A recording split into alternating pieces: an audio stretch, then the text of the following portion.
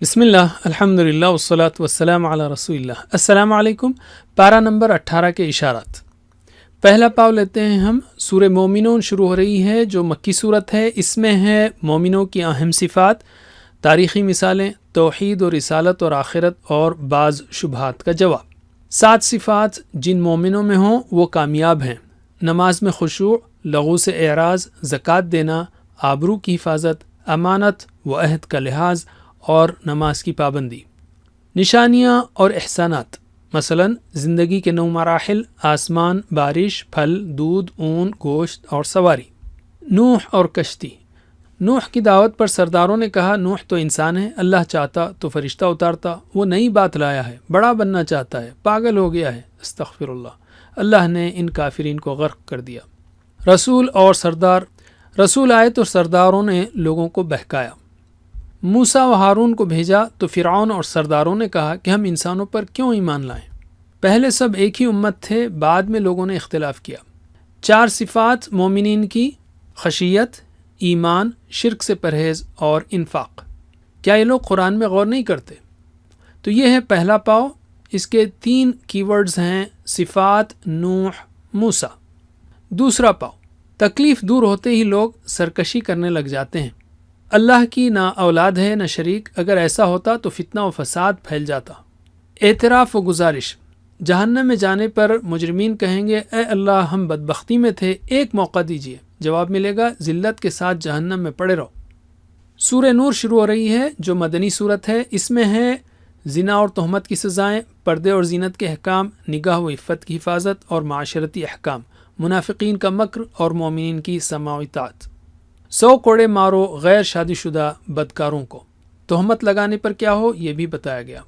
واقع افک پر جو حضرت عائشہ رضی اللہ عنہ سے متعلق تھا، مسلمانوں کو سخت سرزنش، تنبیہ اور ہدایات۔ تو یہ ہے دوسرا پاؤ۔ اس کے 3 کی ورڈز ہیں: تکلیف، اعتراف، افک۔ تیسرا پاؤ۔ فحش پھیلانے والوں کو عذاب۔ اہل ایمان میں فحش پھیلانے والوں کو دردناک عذاب ملے گا۔ رشتہ دار مسکین اور مہاجرین کو ان کی کسی غلطی کی وجہ سے نہ دینے کی قسم مت کھاؤ، ان کو معاف کر دو۔ گھروں میں داخلہ بغیر اجازت و سلام کے نہ ہو۔ پھر نگاہ اور عفت کی حفاظت و پردے کی تفصیلات دی گئیں۔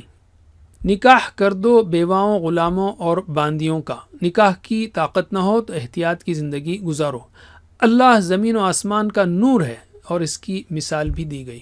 نور ہدایت ان کو ملتا ہے جو مسجدوں میں ذکر و عبادت کرتے ہیں، غافل نہیں ہوتے، قیامت کے دن سے ڈرتے ہیں۔ منافق لوگ ایمان و اطاعت کا اقرار کر کے پلٹ جاتے ہیں، مومن آپ صلی اللہ علیہ وسلم کے فیصلے کو سن کر قبول کرتے ہیں، یہی لوگ کامیاب ہیں۔ تو یہ ہے تیسرا پاؤ۔ 3 کی ورڈز ہیں: فحش، گھر، نور۔ چوتھا پاؤ۔ مومنوں کو غلبہ اور امن ملے گا اللہ کی طرف سے۔ نماز پڑھو، زکوٰۃ دو اور اطاعت کرو۔ اجازت و کھانے کے احکام۔ بڑے بچوں کو گھر میں داخلے کی اجازت لینی چاہیے۔ ان گھروں کی تفصیل دی گئی جہاں تم کھا سکتے ہو۔ اجازت رسول کی۔ سچے مسلمان جب رسول صلی اللہ علیہ وسلم کے ساتھ کسی اہم کام کے لیے جمع ہوتے ہیں تو آپ کی اجازت کے بغیر نہیں جاتے۔ سورہ فرقان شروع ہو رہی ہے جو مکی ہے۔